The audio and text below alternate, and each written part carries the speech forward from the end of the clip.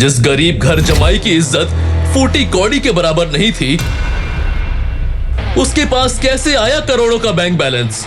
क्यों ये करोड़पति जीना चाहता था एक घर जमाई बनके?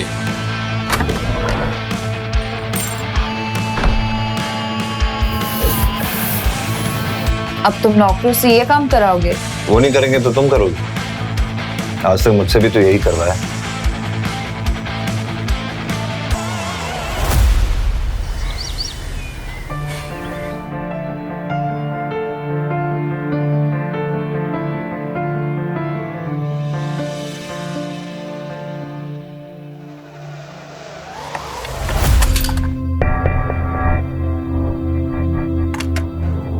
ड्राइवर, मेरा बैग जल्दी से गाड़ी में रखो और गाड़ी निकालो, मुझे ऑफिस के लिए देर हो रही है। ये ड्राइवर पता नहीं कहां मर गया और ये नक्श वो भी पता नहीं सुबह से कहां है। काम के टाइम ना सब पता नहीं कहां मर जाते हैं। बड़बड़ाते हुए अनिका ने आईने में देखकर जल्दी से अपने बालों को एक और बार संवारा और पीछे मुड़कर देखा तो वहां ड्राइवर की जगह नक्श खड़ा था। अनिका, मैं वो रमनीक भाई ज्वेलर्स के पास तो गया था। लगता है तुम्हारे ये जो ज्वेलरी सेट है उसको थोड़ा टाइम लग सकता है, शायद 1-2 दिन और। सॉरी मैम, थोड़ा लेट हो गया।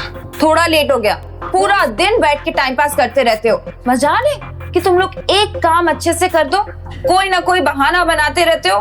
तुम सब के सब ना एक जैसे हो, काम चोर।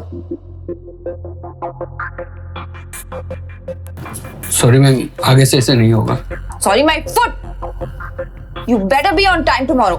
ये कहने के बाद जैसे ही अनिका अपना बैग उठाने लगी तो नक्श अनिका की मदद करने के इरादे से बोला, अब मैं ले लेता। नहीं। नक्श चुपचाप खड़ा उसे कमरे से जाते देखते रह गया था। कुछ देर शांत खड़े रहने के बाद जैसे ही नक्श पीछे मुड़ा, उसकी नजर टेबल पर रखी एक फाइल पर पड़ी। अनिका वो फाइल अपने बैग में रखना भूल गई थी। जब हड़बड़ाते हुए नक्श तेजी से अनिका की तरफ बढ़ा तो वहीं पास में सोफे पर बैठी अनिका की कजन भाग्या की नजर उस पर पड़ी। उसने नक्श के रास्ते में अचानक से अपनी टांग अड़ा दी।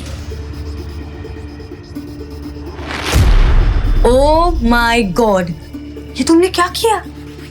मैंने क्या किया? मैं तो अनिका वो अपनी फाइल भूल गई थी तो मैं उसे फाइल देना चाहता था। रास्ते में ये अचानक आ गई और आप ये अच्छा, तो अब साहबजादे के रास्ते के बीच में मैं आ गई, इसमें भी मेरी गलती है ना? बड़ी माँ आप ठीक है ना? कोई जल्दी से डॉक्टर बुलाओ। इस आदमी ने बड़ी माँ पे गरम गरम चाय गिरा दी। बच्ची, मुझे पता है तुझे मेरी बहुत फिक्र है, पर मैं ठीक हूँ, मुझे डॉक्टर की कोई जरूरत नहीं है। बस इस निठल्ले आदमी ने मेरी साड़ी खराब कर दी। जो शिट, बड़ी माँ की इतनी महंगी साड़ी खराब कर दी। ये आपकी एक्सक्लूसिव कलेक्शन की है ना बड़ी माँ? एक तरफ भाग्या बात का बतंगड़ बना रही थी तो दूसरी तरफ नक्श ने देखा कि अनिका वापस अंदर आ रही है। अनिका नक्श को देखे बिना ही घर से बाहर निकल गई। बस अनिका की एक प्यार भरी झलक के लिए तरस गया था नक्श। ब्रेकिंग न्यूज, गुजरात की सबसे बड़ी कंस्ट्रक्शन फर्म का भविष्य है खतरे में। क्या भानुशाली ग्रुप ऑफ इंडस्ट्रीज उभर पाएगा इतने बड़े नुकसान से? अब कौन संभालेगा भानुशाली ग्रुप ऑफ इंडस्ट्रीज की बागडोर? जानने के लिए बने रहे हमारे साथ only on tech one news पर।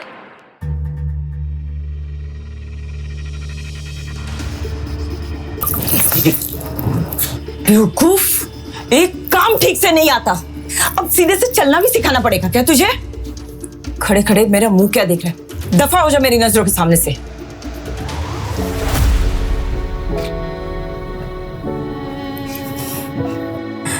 पता नहीं क्या सोचकर तेरे काका ने अनिका का हाथ इस आदमी के हाथ में दिया। हमारे तो भाग ही फूट गए। घर दामाद बनकर बस हमारी छाती पर मूंग डल रहा है वो। ये है जावेरी परिवार का घर। जावेरी परिवार सूरत की बड़ी बिजनेस फैमिलीज में से एक है। इस बड़े से शानदार घर में जावेरी खानदान का बड़ा परिवार रहता है और कई जॉइंट फैमिली की तरह इनके बीच में भी प्यार बस दिखावे का ही है। अक्सर यहां पर सुबह की शुरुआत ऐसे ही शोर शराबे से होती है और गलती चाहे हो या ना हो, इल्जाम हमेशा इस परिवार के दामाद यानी नक्श के सर पर ही आता है। पर नक्श ने कभी भी इस बात को दिल पर नहीं लिया। हर सुबह किसी और की गलती को अपने सर लेकर मुस्कुराते हुए वो अपने काम में लग जाता है। उसने चित्रा की तरफ देखा तो उसकी नजर वहीं पास में खड़े नौकर पर पड़ी, जो नक्श को दया की नजर से देख रहा था, लेकिन नक्श के चेहरे पर एक शिकन भी नहीं थी। ब्रेकिंग न्यूज, गुजरात की सबसे बड़ी कंस्ट्रक्शन फर्म का भविष्य है खतरे में। क्या भानुशाली ग्रुप ऑफ इंडस्ट्रीज उभर पाएगा इतने बड़े नुकसान से? अब कौन संभालेगा भानुशाली ग्रुप ऑफ इंडस्ट्रीज की बागडोर? भानुशाली ग्रुप? अरे भानुशाली ग्रुप तो सूरत का ही नहीं बल्कि पूरे गुजरात का सबसे बड़ा बिजनेस एम्पायर है। इनके साथ ऐसा कैसे हो सकता है? इनके साथ तो हम एक नया प्रोजेक्ट शुरू करने का सोच रहे थे। बड़ी माँ परेशान क्यों हो रहे हो? क्या पता हमारे लिए एक अच्छा साइन हो। मुझे तो लगता है हमें इनके नए सीईओ के साथ डील क्रैक करने की कोशिश करनी चाहिए।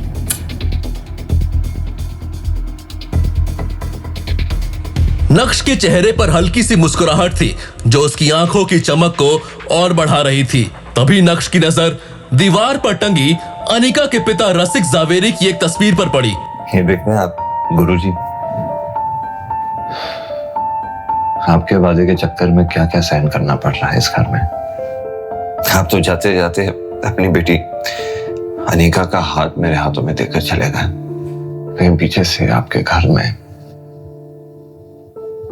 बस रोज कुछ ना कुछ झेलना पड़ता है मुझे।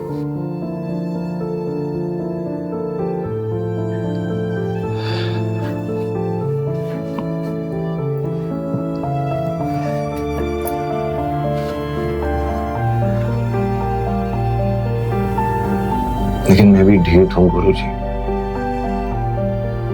आपकी पत्नी चित्रा, उन्हें तो जैसे तैसे मैं झेल लूंगा, लेकिन मेरा असली मकसद आपकी बेटी अनिका के दिल में जगह बनाना है। उसके दिल में तो मैं जगह बना के ही रहूंगा। एक तरफ नक्श अपने गुरुजी से बात करने में लगा था तो दूसरी तरफ नक्श का मोबाइल लगातार वाइब्रेट कर रहा था, मगर नक्श तो अपने ही ख्यालों में गुम था, इसलिए उसका ध्यान ही नहीं गया और वो बाथरूम में शावर लेने चला गया। नहाते हुए भी नक्श के दिमाग में बस भानुशाली ग्रुप ही चल रहा था। नक्श इस बात से अनजान था कि उसके फोन पर किसका कॉल आ रहा है, लेकिन यकीन मानिए वो कॉल नक्श की पूरी जिंदगी बदलने वाला था। बस नक्श को फोन उठाने की देर थी। नहाने के बाद जब नक्श बाथरूम से बाहर आया तो उसका फोन दोबारा वाइब्रेट होने लगा, लेकिन इससे पहले कि नक्श को एहसास होता इस बार भी फोन कट गया था।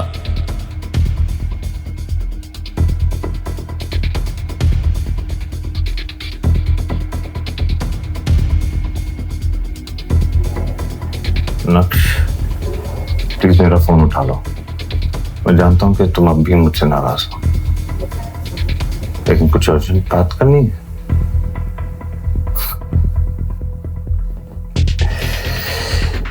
कमाल है,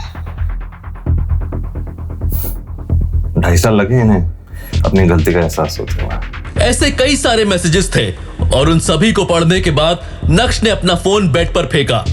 अभी नक्श उन मैसेजेस के बारे में सोच ही रहा था कि इतने में उसी नंबर से एक बार और कॉल आया।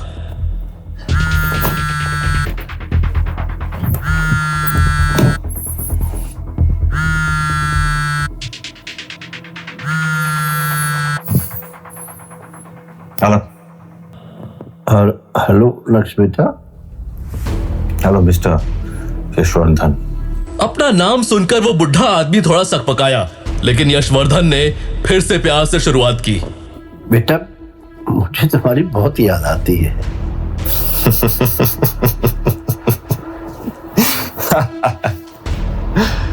वो क्या है ना मिस्टर यशवर्धन, आपकी बात की दाद देनी पड़ेगी, क्योंकि आपको 2.5 साल लग गए मेरा हालचाल पूछने के लिए। अब ख्याल है आपको मेरा? बेटा, इन 2.5 सालों में एक एक दिन एक एक रात मैंने कैसे गुजारी ये मैं ही जानता हूँ। मैंने कैसे अपने आप को संभाला है मैं बता नहीं सकता हूँ बेटा। शायद मैं यही डिजर्व करता था। जो कुछ भी मैंने किया या मैंने अपनी आंखों के सामने होने दिया, शायद ये उसी का नतीजा है। बेटा मैं तेरी तस्वीर देखकर रोता रहता हूँ और अपने आप को कोसता रहता हूँ कि मेरी आंखों के सामने ये अन्याय कैसे होता रहा। नक्श को यशवर्धन की बात सुनकर रत्ती भर भी भरोसा नहीं हुआ। वैसे मार्केट में क्या खबर फैली है ये मैं जानता हूँ। ये सुनते ही यशवर्धन एकाएक खामोश हो गए, जैसे मानो नक्श ने उनकी चाल पकड़ ली हो। लोग तो तरह तरह की बातें बनाते रहते हैं। इस बार उनकी आवाज में चिंता साफ सुनाई पड़ रही थी। बेटा मैंने काम की बात करने के लिए फोन नहीं किया, बस मुझे तेरी आवाज सुननी थी। मैं जानता हूँ तेरा दिल कितना बड़ा है, चाहे कितनी भी बड़ी गलती क्यों ना हो, तू अपने मन में बैर रखने वाला नहीं है। कुछ लोग ना अच्छे दिल वालों को बेवकूफ समझने की गलती कर देते हैं। पर आप ठहरे यशवर्धन भानुशाली, आप तो ऐसी कभी गलती कर ही नहीं सकते। क्यों, सही कह रहा हूं ना मैं? ये सुनकर यशवर्धन समझ गए थे कि उनका काम इतनी आसानी से नहीं पूरा होगा। आप लोगों ने जो कुछ भी मेरे साथ किया उसे माफ करके मैं आगे बढ़ चुका हूं, लेकिन जो कुछ भी आप लोगों ने मेरे साथ किया उसे मैं कभी भुला नहीं सकता। तो प्लीज मुझे डिस्टर्ब करना बंद कीजिए, क्योंकि हमारा कोई रिश्ता नहीं है। मेरा पोता इतना कठोर तो नहीं था। आपको मेरी बात नहीं समझ आ रही। मैं अपनी जिंदगी में खुश हूं। आप मुझे आपके साथ कुछ लेना देना नहीं है। आपका मेरा कोई रिश्ता नहीं है। और आप क्यों मुझे वापस उसी जगह बुलाना चाह रहे हैं जहां मुझे सिर्फ दर्द और तकलीफ मिली? क्या तेरा दिल नहीं करता है मेरी सूरत देखने को, मुझे मिलने को? बेटा एक बार मुझे मिल ले, अब फिर पता नहीं मेरे पास कितने दिन बचे। यशवर्धन बहुत अच्छे से जानते थे कि नक्श चाहे अपना दिल जितना भी सख्त कर ले, लेकिन इस बात पर वो पिघल ही जाएगा। नक्श स्ट्रॉन्ग हेडेड था पर निर्दयी नहीं। ठीक है, एक और आखिरी बार बस। थैंक यू बेटा, थैंक यू। मैं तेरी सारी फेवरेट डिशेस बनवा के रखूंगा, जो भी तुझे पसंद है। मैं घर नहीं आ रहा, बाहर मिलेंगे आपके ऑफिस में, बिना किसी तामझाम के। हाँ हाँ ठीक है ठीक है। तो कल मिलते, मैं अपनी गाड़ी तुम्हें लेने के लिए भेज दूंगा। उसकी भी कोई जरूरत नहीं है, क्योंकि मुझे पता है कि भानुशाली ग्रुप ऑफ इंडस्ट्रीज का ऑफिस कहाँ है। मैं पहुंच जाऊंगा। बीते 2.5 सालों में कभी भी यशवर्धन ने नक्श से कांटेक्ट नहीं किया था। 2.5 सालों से नक्श भानुशाली ग्रुप से भी बाहर था। तो अब जब भानुशाली ग्रुप डूब रहा है तो यशवर्धन को नक्श की याद क्यों आ रही थी? ये सोच सोचकर नक्श और भी ज्यादा कंफ्यूज हो रहा था। तुरंत ही नक्श ने अपना लैपटॉप बाहर निकाला और इंटरनेट की हेल्प लेते हुए भानुशाली ग्रुप में चल रहे हलचल जानने की कोशिश की। ऐसे तो नक्श के हाथ में भानुशाली ग्रुप को लेकर कुछ हाथ नहीं आया, लेकिन उसके हाथ में ऐसा कुछ आ गया जिसे देखने के बाद नक्श की आंखों की चमक 4 गुना बढ़ गई थी। सचिन,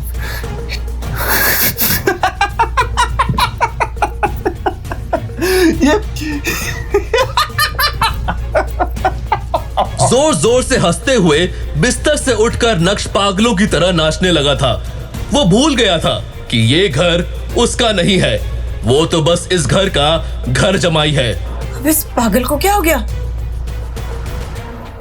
इसमें माता वाता तो नहीं आ गई?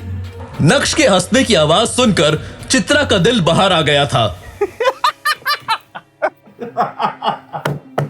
नक्श की हंसी और नाचने का पागलपन रुकने का नाम नहीं ले रहा था। बड़ी माँ छोड़ो ने તમે ઢોકલા ખાઓ ઢોકલા આદમીના પાછળ શું સમય બરબાદ કરો।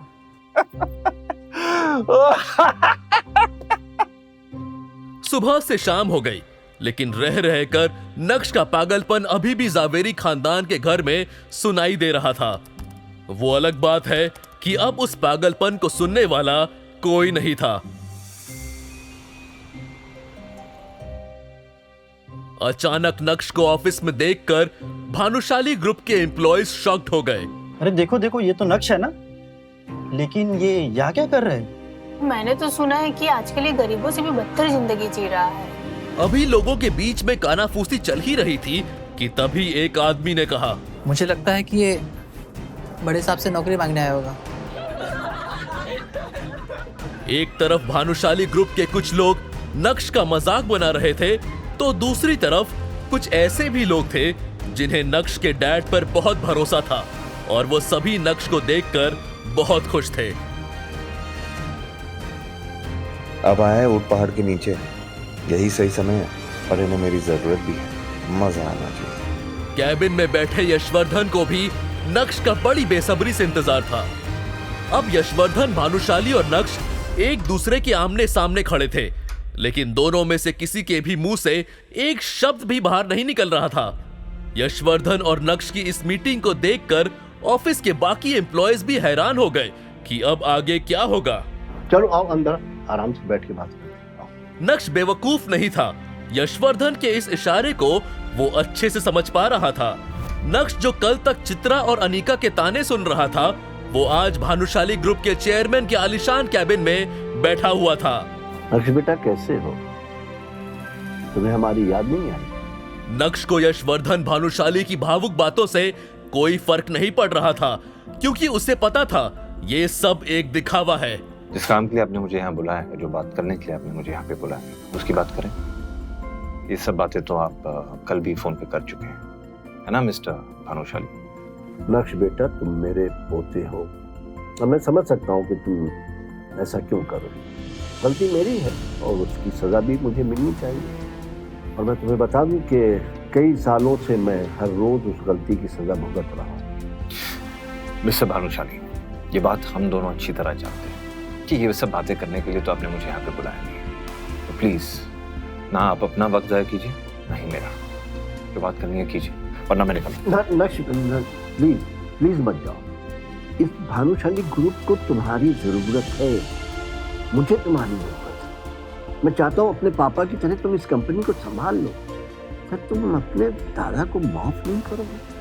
वैसे तो नक्श को बहुत गुस्सा आ रहा था, लेकिन उसके पास भी यही एक मौका था जहां वो खुद की जिल्लत भरी जिंदगी को बदल सकता था।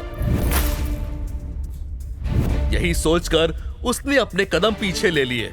मैं जानता हूँ बेटा कि कुछ सालों पहले मैं तुम्हारे पापा के साथ बहुत सख्ती किया। अब मैं उस गलती को सुधारना चाहता हूँ। तुम्हारे पापा ने जिस कंपनी को जिस ऊंचाई तक पहुंचाया है अपना खून पसीना एक करके, अब वो डूबने के कगार पे। मीडिया वालों ने भी बात का बटंगर बना दिया, जिस वजह से हमारे क्लाइंट भी जाने लगे। नक्श ने अपने दादाजी को इतना लाचार और असहाय आज से पहले कभी नहीं देखा था। मगर नक्श भानुशाली ग्रुप के सीईओ दर्पण भानुशाली यानी अपने चाचा को बिल्कुल भी पसंद नहीं करता था। अपने दादाजी की बात सुनकर नक्श को उन पर दया आने लगी। ठीक है,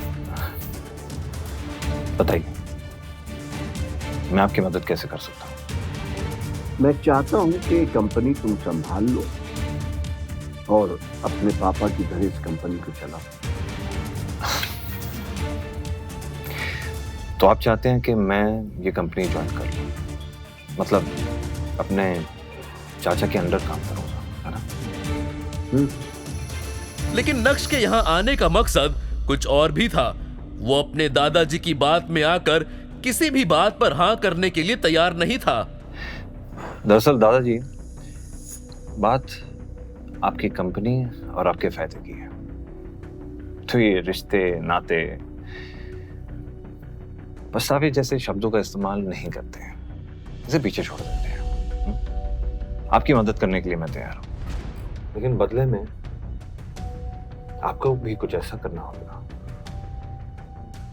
जिससे मैं खुश हो सकूं, जिससे मेरे और मेरे पिताजी का खोया हुआ सम्मान लौट सके। ज्यादा कुछ नहीं करना है आपको, बस मैं कुछ शर्तें आपके सामने रखूंगा, आपको उसे स्वीकार करना है, कबूल करना है, और उसके बदले में मैं आपकी मदद करने के लिए तैयार हूं। सिंपल। शर्तें। अब तुम अपनों के आगे शर्तें रखोगा। इस दुनिया में रहना है तो दुनिया के तौर तरीके से ही बात करनी पड़ेगी, और शायद इसी में मेरा फायदा। वो कहना कि आपको मेरी जरूरत है, मुझे आपकी नहीं।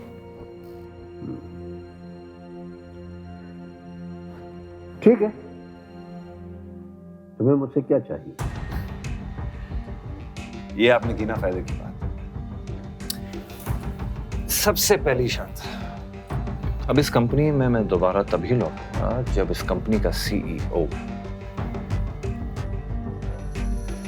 मैं बनूंगा, ठीक उसी तरह जिस तरह मेरे चाचा ने मेरे पिताजी की जगह ले ली थी। मैं ये बात तो जानता था कि आपने मुझे भानुशाली ग्रुप ऑफ इंडस्ट्रीज को बचाने के लिए नहीं बल्कि चाचा की कंपनी को बचाने के लिए यहाँ पे बुलाया, लेकिन आपको अपनी गलती का जरा सा भी अफसोस नहीं हुआ। ऐसी बात नहीं है बेटा, लेकिन अच्छा ये बताओ तुम्हारी बाकी की शर्तें क्या हैं? मेरी दूसरी शर्त यह है दादाजी कि इस कंपनी को मैं तभी ज्वाइन करूंगा जब इस कंपनी में काम करने की मुझे पूरी फ्रीडम मिलेगी। इस कंपनी में कितने पैसे आ रहे हैं, कितने पैसे जा रहे हैं, सब मेरी जुरिस्डिक्शन के अंदर होगा। सब ये समझ लीजिए कि अब ये कंपनी मेरे हिसाब से चलेगी। तुम्हारी शर्तें सुनकर लग रहा है कि जैसे कि तुम मुझसे कोई बदला ले रहे हो। मौके के दस्तूर को नक्श अपने हाथों से नहीं जाने दे सकता था, इसलिए आज कठोर होकर उसने दिल की सारी भड़ास अपने दादाजी के सामने बाहर निकाल दी थी। और किस्मत देखिए, आज समय भी नक्श का साथ देता हुआ नजर आ रहा था। नक्श का ये रूप यशवर्धन ने पहली बार देखा था। उन्होंने तो नक्श को बहुत सीधा साधा समझा था और उन्हें लगा था कि नक्श से बात करना बहुत आसान होगा, लेकिन मिलने के बाद उनकी सोच पूरी तरह से गलत साबित हुई थी। शायद उन्हें भी समझ आ गया था कि नक्श को सब पता चल गया है। वैसे क्या पता चल गया है, उसके लिए आपको थोड़ा और इंतजार करना होगा। मैं नहीं जानता कि तुम्हारी इन शर्तों से तुम्हारे चाचा पर क्या गुजरेगी, लेकिन मुझे तुम्हारी शर्तें मंजूर हैं। अगले हफ्ते से तुम भानुशाली ग्रुप के सीईओ की पोस्ट पर ज्वाइन कर सकते हो।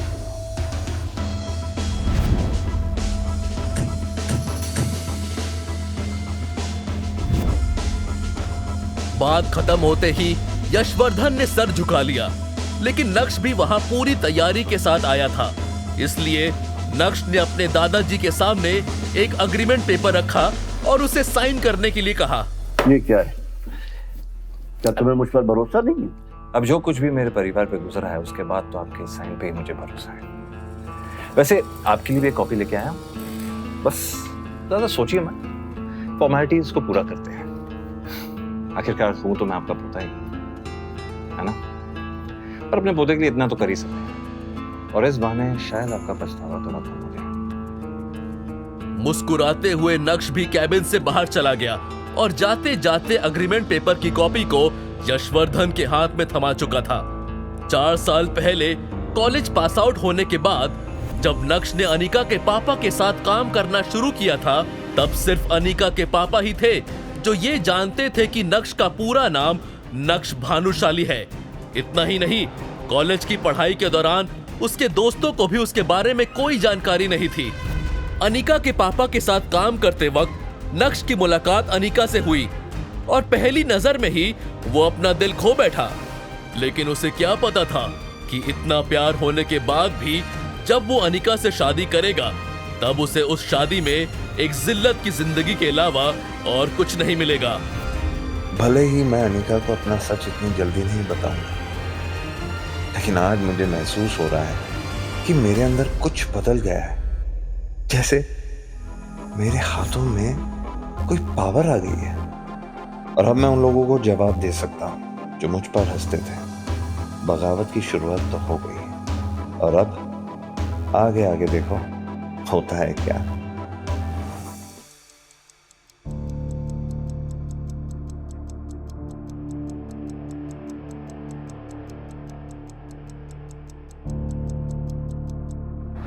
मॉम, मैं सोच रही थी आज ये महाशय को ऑफिस लेकर जाऊं, पर ये घर पे ही नहीं है। और मेरी किस्मत इतनी फूटी हुई क्यों है? आपने मेरी शादी इस गधे से क्यों कराई है? शू करे छे? तुझे ऊपर जाने की बहुत जल्दी है। ऊपर जाने की? नहीं, बिल्कुल नहीं। तो शांति से बैठ ना, क्योंकि तेरे सवालों का जवाब ऊपर तेरे पप्पा दे सकते हैं। तेरे साथ साथ मेरी भी किस्मत फूट गई। कम ऑन मॉम, ये कैसा जोक है? जोक? मजाक मैं कर रही हूँ या तू? पिछली बार उसको ऑफिस लेके गई थी तो याद है ना क्या हुआ था? फिर से उसको लेके जाके अपना मजाक उड़वाना चाहती है? आप बहुत फिक्र करती हो। आपको क्या लगता है मैं गधी हूँ? मैं उसको लेके जाऊंगी और वापस अपनी बेइज्जती कराऊंगी? वैसे बस ऑफिस तक लेके जाऊंगी, अंदर आने नहीं दूंगी। फिर वो ज्वेलरी शॉप में जाएगा, मेरा नेकलेस लेगा और घर वापस आ जाएगा।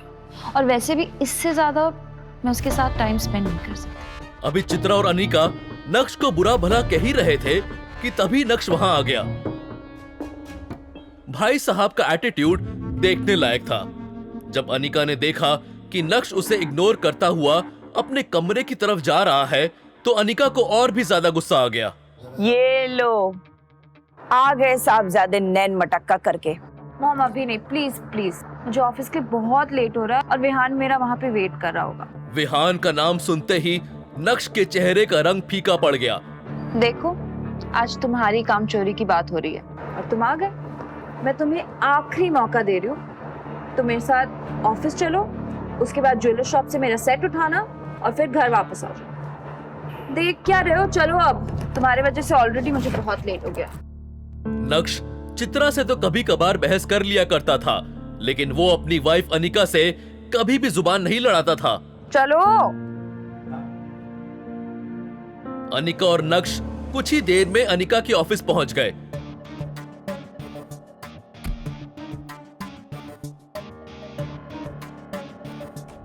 अनिका जब अपने कैबिन में पहुंची तो उसका दोस्त और बिजनेस पार्टनर विहान बजाज पहले ही वहां बैठा उसका इंतजार कर रहा था।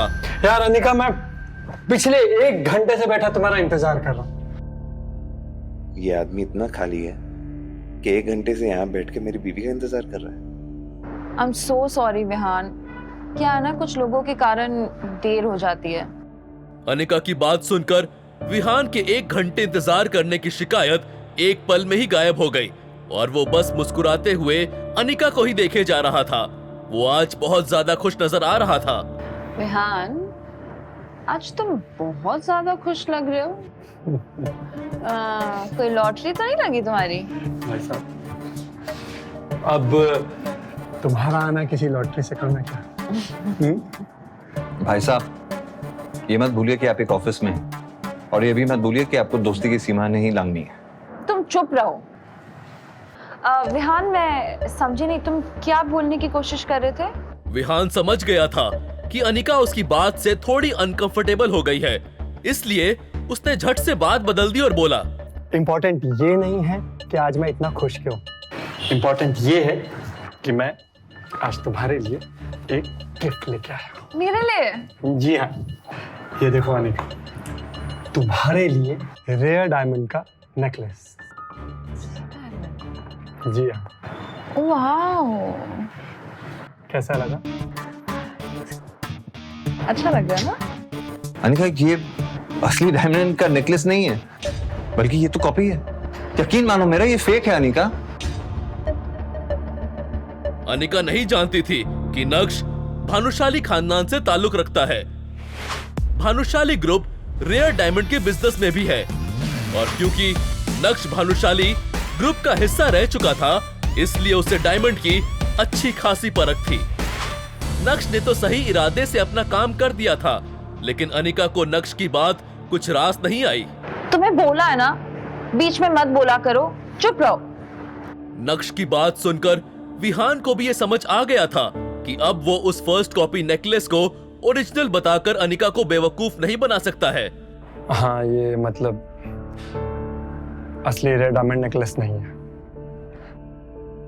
पर इसका एक एक हीरा असली है। बस इसकी क्वालिटी रेयर डायमंड नेकलेस से थोड़ी सी कम है। पर अनिका, मुझे जब भी रेयर डायमंड नेकलेस मिलेगा ना, मैं डेफिनेटली तुम्हारे लिए लेके आऊंगा, मैं प्रॉमिस। वाह, बहुत अच्छी बात है। मतलब रेयर डायमंड नेकलेस इस दुनिया में सिर्फ 10 बने हुए हैं और ये भाई साहब लेके आएंगे। ऐसे इंसान का तुम भरोसा नहीं कर सकती हो। अरे झूठ बोल रहा है तुमसे, आगे भी झूठ बोलेगा, कोई काम का नहीं है ये। और तुम्हें रेयर डायमंड नेकलेस की क्या जरूरत है अनिका, जब तुम्हारे पास असली डायमंड है। आज अनिका को विहान की हरकत से ज्यादा इस बात पर हैरानी हो रही थी कि अचानक नक्श के अंदर हर बात का जवाब देने की हिम्मत कहां से आ रही है। तुम चुप रहोगे? नक्श के मुंह खोलने से पहले विहान को लगा था कि अनिका नेकलेस देखते ही उसके प्यार में पागल हो जाएगी। आखिर वो उसे कोई छोटी चीज नहीं, डायमंड का हार दे रहा था। अब पोल तो उसकी खुल चुकी थी, तो वो करता भी क्या? शांति से चुप बैठने के अलावा उसके पास करने के लिए और कुछ भी नहीं था। पर इस वक्त अनिका के पास विहान को दिलासा देने के अलावा और कोई चारा नहीं था। तो क्या हुआ विहान, अगर ये कम क्वालिटी वाला डायमंड नेकलेस है, ये नॉर्मल सी बात है। अब हर कोई वो रेयर डायमंड वाले नेकलेस तो नहीं खरीद सकता ना। और वैसे भी हमारे देश में ऐसे बस 10 ही हार हैं। और जहाँ तक मुझे याद है उसमें से एक हीरे की नेकलेस की नीलामी हुई थी और वो डायमंड नेकलेस कहीं 1.5 से 2 के बीच में, 2 करोड़ के बीच में बिका था। किसने खरीदी वो तो मैं नहीं जानती हूँ। पर विहान, तुम्हें कोई रेयर नेकलेस लाने की जरूरत नहीं है, ये भी बहुत सुंदर है। I really love it. I mean, you know what, मैं इसको बहुत संभाल के अच्छे से रखूंगी। Thank you so much. Anika की बात सुनकर तो विहान के जैसे तोते ही उड़ गए। इस हार को खरीदने में ही उसे पसीना आ गया था। भूल जाओ बेटा विहान, अनिका को इम्प्रेस करने में कंगाल हो जाओगे, कंगाल।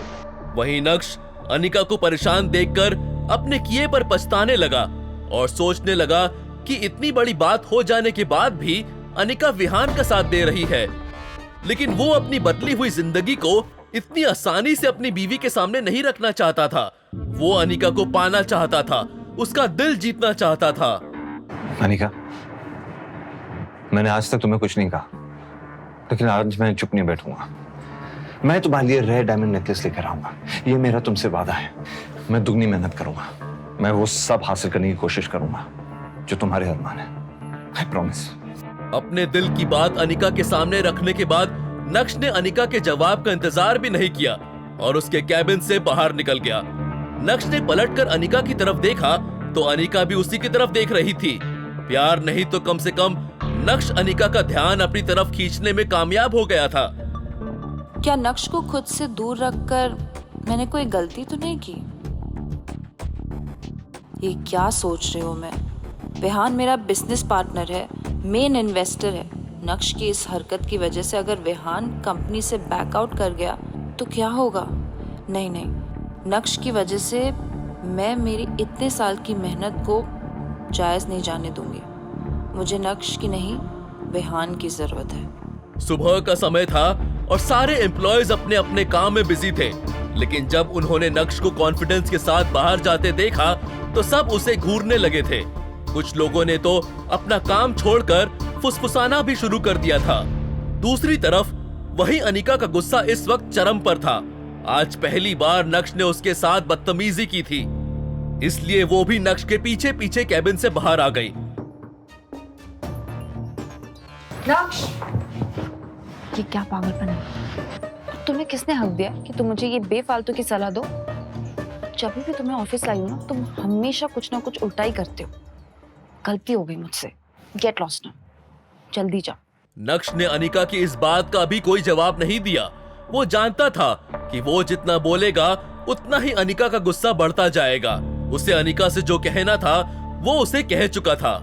जैसे तैसे अनिका ने अपने गुस्से को दबाते हुए मामले को खत्म करने की कोशिश की, लेकिन उसे क्या पता था कि अभी तो मामले की बस शुरुआत हुई थी। अबे ओ, रुक, जाता कहाँ है? अनिका ने विहान को रोकने या फिर शांत करने की कोई कोशिश नहीं की। शायद वो भी इस तमाशे को एंजॉय करना चाहती थी। नक्श ने पहले तो अनिका के सामने विहान का भांडा फोड़ा और उसे पूरी तरह से एम्बैरस किया। उसके बाद नक्श ने अपनी ही बीवी को सलाह भी दे डाली, जो पिछले 2.5 सालों में उसने पहले कभी नहीं दी थी। लेकिन अनिका की खरी खोटी सुनने के बाद अब नक्श कोई बात नहीं करना चाहता था। नक्श का ये एटीट्यूड विहान से बर्दाश्त नहीं हुआ और उसने अपनी चाल बढ़ाते हुए नक्श का पीछा किया। अबे भाग कर रहा है, बहरा है क्या? तब से आवाज दे रहा हूँ, सुनाई नहीं दे रहा है तुझे? नक्श ने उसकी बात का कोई जवाब नहीं दिया। अबे तू है कौन? तेरी औकात क्या है? तूने मेरे सामने मेरे गिफ्ट का मजाक उड़ाया। मैं दावे के साथ कह सकता हूँ तू मार्केट में जाके खुद को बेच भी देगा ना, तब भी वो नकली हार नहीं ला पाएगा। बड़ा है बात करता है। तुझे ना तुम्हारी मार्केट वैल्यू पता होनी चाहिए। 0 डब्बा बोल। जब कोई आपकी खामोशी का फायदा उठाने लगे तो बोलना जरूरी हो जाता है। पहली बात, जो लड़की तुम्हारे सामने खड़ी है ना, वो मेरी बीवी है, तो बेहतर यही होगा कि तुम उससे दूर रहो। दूसरी बात, तुम्हारा दिया हुआ हीरे का नकली हार की कोई जरूरत नहीं है, ये मैं खुद इसे लाके दे सकता हूं। तो अपना ये ढोंगी दिखावा बंद करो। तीसरी बात,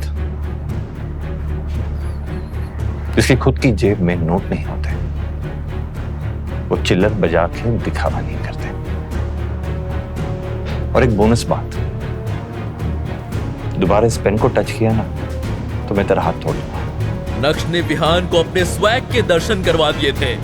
इसी के साथ नक्श ने विहान को एक बाजू ढकेला और ऑफिस से बाहर निकल गया। नक्श के वहां से जाने के बाद कुछ देर तक विहान वहीं खड़ा रहा, लेकिन इतनी बेइज्जती होने के बाद वहां रुकने का कोई सेंस नहीं था।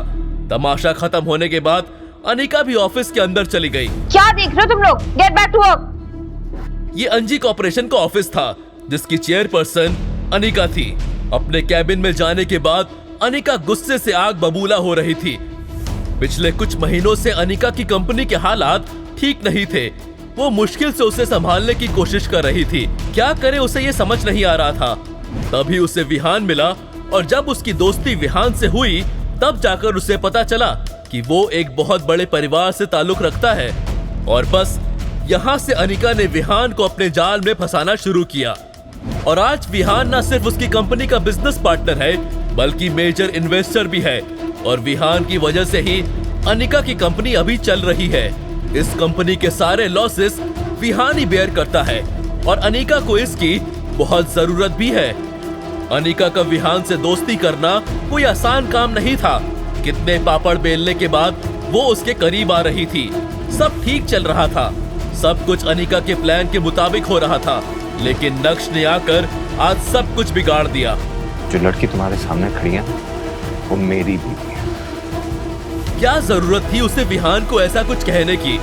हार भले ही नकली था, लेकिन ये सब कहकर उसका ईगो हर्ट करने की क्या जरूरत थी? अब पता नहीं वो उसकी कंपनी में अपना पैसा इन्वेस्ट करेगा या नहीं। अगर वो आज नक्श को अपने साथ नहीं लेकर आती तो अभी विहान उसके साथ बैठा होता। अंजी कॉर्पोरेशन के ऑफिस से बाहर आकर नक्श काफी खुला खुला महसूस कर रहा था और नक्श इस शुरुआत को बरकरार रखना चाहता था। तभी अचानक से नक्श का फोन बजा और जब उसने स्क्रीन पर अपने दादाजी का नाम देखा तो उसके चेहरे पर चालाकी वाली मुस्कान आ गई थी। Mister Bhanushali, what a coincidence. मैं भी आपको फोन ही करने वाला था और देखिए आपका फोन आ गया। अच्छा नक्श बेटा, तुम्हें अपने दादाजी की याद आ गई?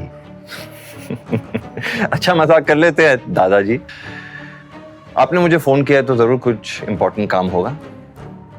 वैसे मैं भी आपको एक बहुत ही खास काम के लिए फोन करने वाला था। ठीक है, तो काम की बात कर लेते हैं।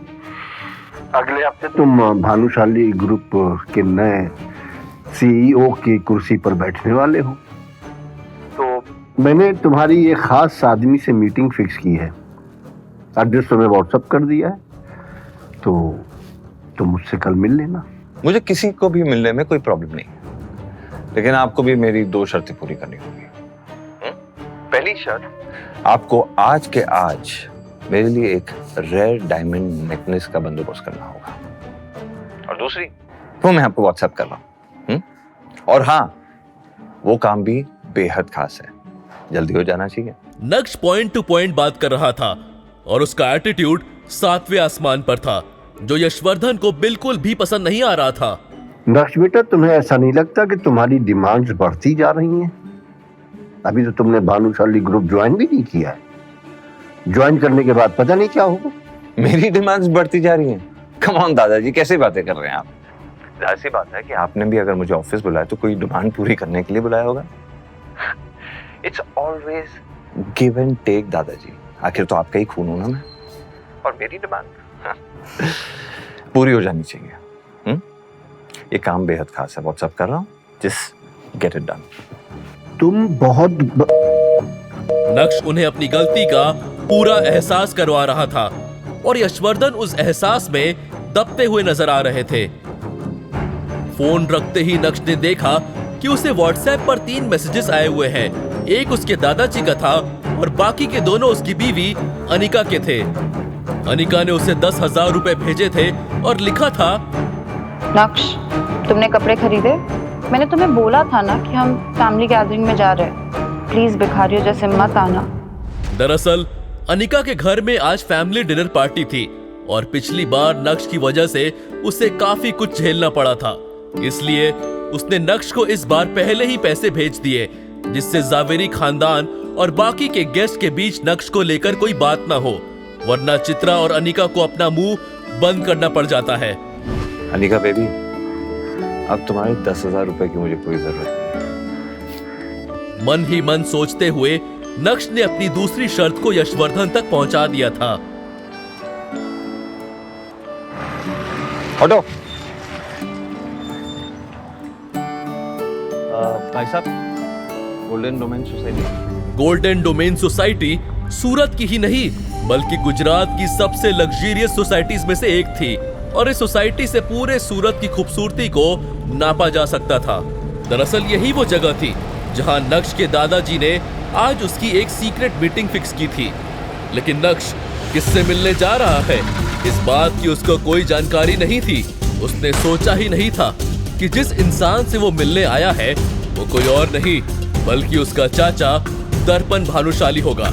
ये जानकर नक्श अपने चाचा से बिना मिले ही वहां से जाना चाहता था, लेकिन तभी अचानक से उसके कान में एक आवाज सुनाई पड़ी। नक्श,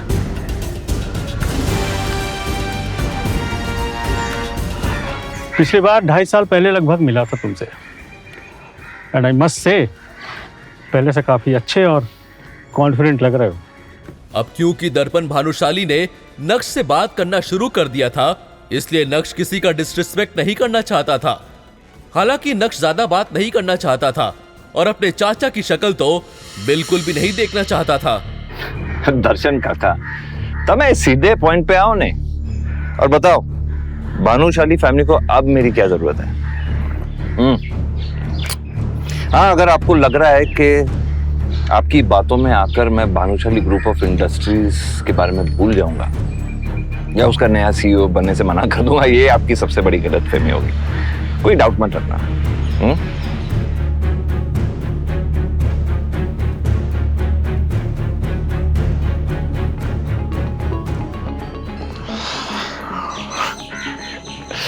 શું થયું દર્શન કાકા? शायद आप ये बात भूल रहे हैं कि आप मुझे ज्यादा परेशान करना अफोर्ड नहीं कर सकते, क्योंकि अब भी खेतान एंटरप्राइजेस के शेयर्स मेरे नाम पे हैं। ये शेयर्स तो आप जानते हैं ना, जो आपने दादाजी और पापा को लेने से मना किया था। और ये शेयर्स आपके लिए कितने इंपॉर्टेंट है और भानुशाली ग्रुप ऑफ इंडस्ट्रीज के लिए कितने इंपॉर्टेंट है अच्छी तरह जानते हैं। तो दर्शन काका, अगर मुझे गलती से भी कुछ हो गया ना, तो जो कुछ भी आप चाहते हैं मुश्किल से मिल पाएगा, शायद कभी भी नहीं।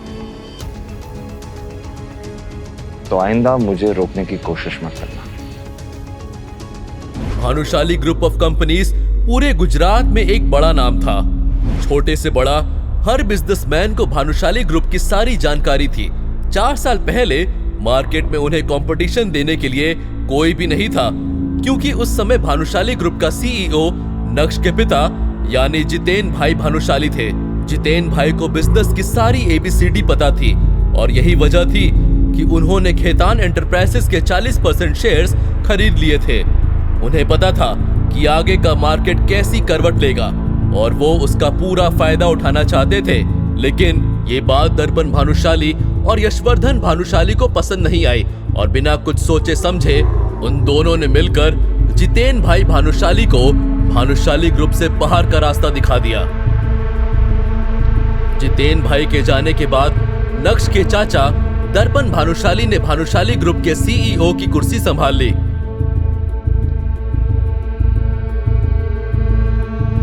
लेकिन वो अपनी कंपनी को संभाल पाने में पूरी तरह से फेल हो गए। अब उन्हें डूबते हुए तिनके का सहारा चाहिए था। और जब उन्हें पता चला कि जितेन भाई के खरीदे हुए शेयर्स आज मार्केट में तहलका मचा चुके हैं, तब भानुशाली खानदान को नक्श की याद आई। अब आप लोगों को पता चल ही गया होगा कि नक्श के अंदर ये पावरफुल चेंजेस क्यों और कैसे आ रहे हैं। जी हाँ, नक्श के दोनों हाथ घी में जो हैं और अब नक्श से कोई मुकाबला भी नहीं कर सकता है। नक्श की बात सुनकर उसके चाचा दर्पण एकदम शॉक्ड रह गए थे। उन्होंने सोचा नहीं था कि नक्श को खेतान एंटरप्राइजेस के बारे में सब कुछ पता होगा। वो नक्श को कच्चा नींबू समझ रहे थे और नक्श निकला पका हुआ बादाम। अब उनके पास नक्श से उलझने के लिए कोई वजह नहीं थी। गोल्डन डोमेन सोसाइटी से बाहर आने के बाद जब नक्श ने अपना फोन चेक किया तो उसके व्हाट्सएप पर उसके एक दोस्त का मैसेज था। अबे तू कहाँ रह गया? आ रहा है ना, लेट मत कर। आखिर नक्श कहाँ जाने वाला था? नक्श के किस दोस्त की एंट्री होने वाली है? दरअसल आज अनिका की फैमिली गैदरिंग अटेंड करने से पहले नक्श को अपनी हाई स्कूल रीयूनियन में जाना था। दादा, एक चाय देना। ग्रेजुएशन के बाद इतने सालों में नक्श पहली बार अपने किसी कॉलेज या स्कूल रियूनियन में जा रहा था। इतने सालों में नक्श अपने किसी भी दोस्त से भी नहीं मिला था। उस रीयूनियन पार्टी के बारे में सोचते हुए नक्श को अपने सारे पुराने क्लासमेट्स याद आने लगे, जिनके साथ वो कभी स्कूल में मस्ती किया करता था। आज नक्श उन सबसे फिर से मिलने वाला था और ये सोच सोचकर ही नक्श एक्साइटेड हो रहा था। नक्श सोचने लगा कि स्कूल के दिनों में वो कितना खुश रहा करता था। उसकी आंखों के सामने बचपन के वो सभी पल नाचने लगे थे। क्लास बंक करने पर सर से डांट खाना और डांट खाने के बाद भी दोस्तों के साथ खिलखिलाना। यस! यस! दोस्तों से लड़ाई करके उन्हें रुला देना। छोड़, जान दे, पापा से बचा दे मेरी प्रिंसिपल की। और फिर उसके बाद जब दोस्त गुस्सा होकर बात करना बंद कर दे तो उसे जाकर सॉरी बोलना। बचपन भी कितना मासूम था। इन बच्चों को देख के अपनी पुरानी दिन याद आ रही है। वो बचपन की दिनें जब हम स्कूल जाया करते थे। आज तो वो दिन भी खत्म हो गई। ठीक है सर, चलते हैं। नक्श को इस समय स्कूल में की हुई सारी मस्ती याद आ रही थी। उसे ये भी एहसास हो रहा था कि वो इस दुनिया से कितनी अलग थी। सच में यार, वो भी क्या दिन थे। किताबों का बोझ कंधों पर होने के बावजूद भी वो जिंदगी कितनी खुशनुमा थी। ये सोच सोचकर नक्श के चेहरे की मुस्कान और भी ज्यादा निखर गई थी। नक्श को यकीन नहीं हो रहा था कि वो इतना जल्दी बड़ा हो गया है। ऐसा लग रहा था जैसे ये सब तो जैसे अभी कल की ही बात है। इतना ही नहीं, स्कूल के दिनों में पनिशमेंट के चलते बेंच पर खड़े होकर खिलखिलाना, क्लास की हर लड़की को दोस्त की भाभी बताना, इस सब में कितना मजा आता था। दोस्तों के साथ कैंटीन की पेटीज और समोसे खाने जाना और फिर इस बात पर लड़ाई करना कि आज पार्टी कौन देगा। स्पोर्ट्स खेलना, दोस्तों से पढ़ाई में कंपटीशन करना। स्कूल भी जैसे अपने आप में ही एक पूरा संसार था। ना दुनिया का डर था और ना ही दुनिया से लड़ने की ख्वाहिश थी। स्कूल के दिनों में नक्श जितना खुलकर जी रहा था, शायद ही उसके बाद उसे जिंदगी को कभी इतना खुलकर जीने का मौका मिला। नक्श इन ख्यालों के साथ अभी आगे बढ़ ही रहा था कि तभी उसे अचानक कुछ याद आया। यूनियन में तो शिवानी भी मिल सकती है। दरअसल शिवानी वो लड़की थी जिसे नक्श स्कूल के दिनों में पसंद करता था। हटो। और उसके करीब जाने के लिए उसने काफी पापड़ भी बेले थे। हाय, मैं नक्श हूं। लेकिन जब शिवानी को इस बारे में पता चला तो उसने नक्श को खूब भला बुरा कहा। शिवानी केमिस्ट्री टीचर की बेटी थी और स्कूल में तब आई थी जब नक्श 7th क्लास में पढ़ता था। नक्श को आज भी याद है कि कैसे उसके सारे क्लासमेट्स शिवानी को देखकर बोलते थे। सभी शिवानी से बात करने की चाह रखते थे, और रखते भी क्यों ना, शिवानी थी ही इतनी सुंदर। तो फिर क्या था, नक्श को भी उससे पहली नजर में पहला प्यार हो गया था। लेकिन वो अलग बात है कि नक्श उसके साथ कभी अपनी केमिस्ट्री सेट नहीं कर पाया था। नक्श के सारे दोस्त उसे शिवानी के नाम से चिढ़ाते भी थे। शिवानी, तुम्हारे लिए ये सब क्या है? तुम्हारी हिम्मत कैसे है मुझे रोज देने की? देखना, एक दिन मैं इतनी बड़ी सुपर स्टार बनूंगी ना, ऐसे लोग मेरे आगे पीछे घूमेंगे। जाओ यहाँ से। एक बार डांट खाने के बाद नक्श के दिमाग से शिवानी का सारा भूत उतर गया था और उसने दोबारा कभी शिवानी के करीब जाने की कोशिश नहीं की थी। देखना, एक दिन मैं इतना बड़ा आदमी बनूंगा ना कि सब मेरे आगे पीछे घूमेंगे। यही वजह थी कि स्कूल वाले प्यार की ये कहानी स्कूल खत्म होने के साथ ही खत्म हो गई थी। स्कूल के बाद एक दो बार नक्श ने शिवानी को फेसबुक और इंस्टाग्राम पर देखने की भी कोशिश की थी, पर अनिका से मिलने के बाद उसकी ये खोज खबर भी खत्म हो गई। हालांकि अब शिवानी के लिए नक्श के दिल में कोई जगह नहीं थी, लेकिन फिर भी वो दोबारा शर्मिंदा होने से बचना चाहता था। नक्श को शिवानी से मिलने का डर तो था ही, पर वो रीयूनियन पार्टी के लिए लेट नहीं होना चाहता था। उसे जल्दी से जल्दी तैयार होकर पार्टी के लिए निकलना था। अब नक्श पहले वाला नक्श नहीं रहा था। भले ही वो अभी टैक्सी से ट्रैवल कर रहा था, लेकिन उसके अंदर एक गजब का कॉन्फिडेंस आ गया था। दूसरी तरफ अंजी कॉर्पोरेशन में अनिका मीटिंग रूम से बाहर आ रही थी। वो काफी सीरियस लग रही थी कि तभी उसने कुछ एम्प्लॉयज को बातें करते सुना, और वो सब लोग नक्श के बारे में ही बात कर रहे थे। यार मैं तो हंसते हंसते मर जाऊंगी। दुनिया में इतने अजीब आदमी भी होते हैं क्या? मतलब तेवर तो देखो इसके, करता धरता कुछ नहीं है और आ गया यहाँ और हमारी मैडम को गुस्सा दिला दिया। मुझे तो लगा था कि मैडम उसको छोड़ देगी, लेकिन ये तो उल्टा खुद मैडम के सर पर नाच रहा है। मुझे तो कभी कभी लगता है कि उन दोनों की शादी हो कैसे गई। अरे शादी छोड़ो, 2 साल में उनका डिवोर्स कैसे नहीं हुआ? अनिका ये देखकर हैरान थी कि कैसे उसके यहाँ काम करने वाले एम्प्लॉयज ने उसका ही मजाक बनाकर रख दिया है। आज मैं थोड़ा जल्दी आ गई ना ऑफिस, तो मैंने उस आदमी को मैम के पीछे पीछे जाते हुए देखा। पहले तो मुझे लगा वो नौकर है, लेकिन बाद में उसके तेवर जो बदले हैं बाबा। वो बोल रहा था कि विहान सर ने दिया हुआ डायमंड नेकलेस नकली है। तुम्हारा दिया हुआ हीरे का नकली हार की कोई जरूरत नहीं है, ये मैं खुद इसे लाके दे सकता हूँ। मतलब सोचो, जिस आदमी ने जीवन में हीरे देखे भी नहीं होंगे, वो जोरी बना घूम रहा है। अरे तुम लोगों को याद है पिछले साल ये आदमी आया था अपना स्कूटर लेके यहाँ पे, तब तो इसे देखकर लग रहा था कि ये अपने टूटे हुए स्कूटर को ठीक भी नहीं कर पाएगा, और अब जोरी बनके हीरा परखने चला है। भाई वाह, मैडम के आदमी को तो झूठे नंबर 1 का टैग दे देना चाहिए। अरे यार कोई नहीं, झूठ बोलकर बेचारा जिनको तसल्ली दे रहा होगा, तुम लोग खामखा उस गरीब के पीछे पड़ गए।